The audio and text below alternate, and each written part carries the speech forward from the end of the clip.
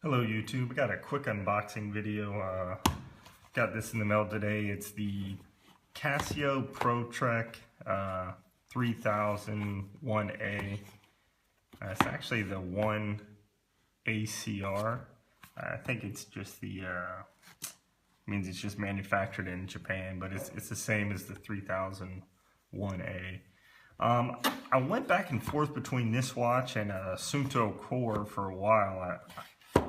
When I was in the military, I wanted a Suunto for a long time, and I kind of was doing some research back and forth between these two models, and I read multiple issues that some people had with the Suunto, and then I read some bad things about their customer service. I don't know, there's a couple things that just put a negative taste in my mouth. And then one thing about the Protrek is the fact that it's solar powered, so I won't really have to worry about changing the battery or anything like that, where the Suunto, I was reading, if you're lucky you get maybe a year battery life. Some guys were saying they're having to change them every 8 months, if not less. So that that was kind of a negative to me. This is the version. It's got the version 3 sensors. This is an A.B.C watch, which means it's a altimeter, barometer, and compass. Let's see. Let's go ahead and break it out. I've been waiting to open it all day, but I tried to wait. All right, so pretty thick instruction booklet. I have to read through that a little bit later. There was a couple things I liked about the Core more when I was doing the research. I kind of like the way the menu system was set up. Nice wooden box. That's pretty nice. Yeah, it had more of a, I guess it's a dot matrix screen. The Core did. Triple sensor version 3, pressure sensor, temperature sensor, 100-meter water resistance, soft urethane band, self-charging plus self-adjusting. That's right, yeah, it's got the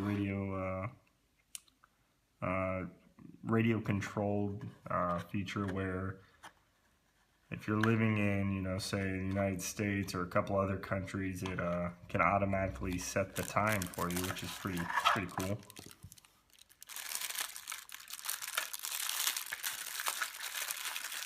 So this model comes with the negative display, so it's kind of like a blacked out display. Let's see.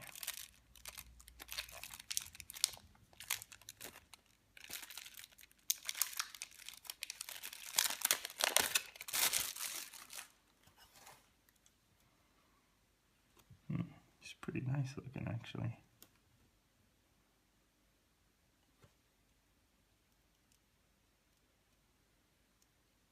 It's got a nice feel to it.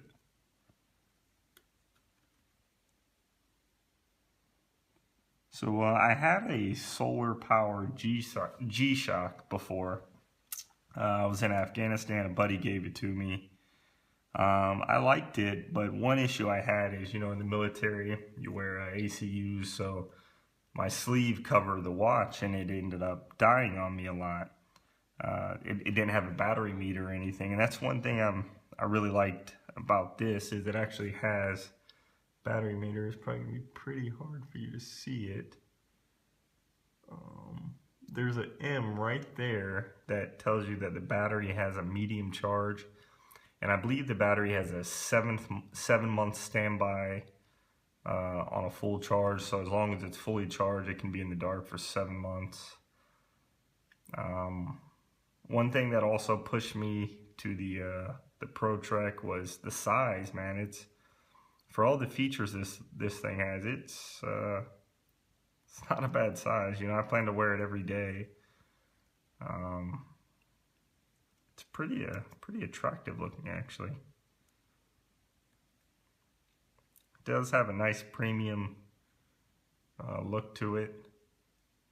And you know, the Suunto Core, it kind of has a similar large bezel around the face, and like I was saying, I do like the way the Core's menus and display is set up a little bit more, because it has like that dot matrix screen, whereas I believe this watch only has that type of display. Oh yeah, that was another thing I read. The Suunto Core, if you illuminate it and you try and navigate through the menus, you can basically every time you hit a button, the menu timer resets. Whereas with this watch, you push the illumination button, illuminates it, say for a second or two, but every time you change the menu, it goes off. So yeah, I mean, there are some pros and cons to both, but pretty excited about this.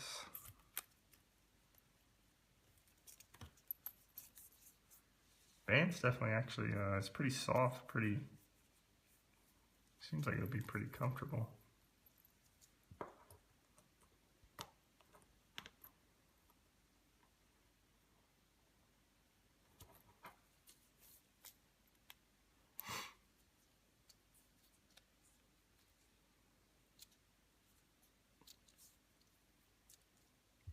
Yeah, so I don't have real big wrist or anything, but it doesn't look too big on my wrist.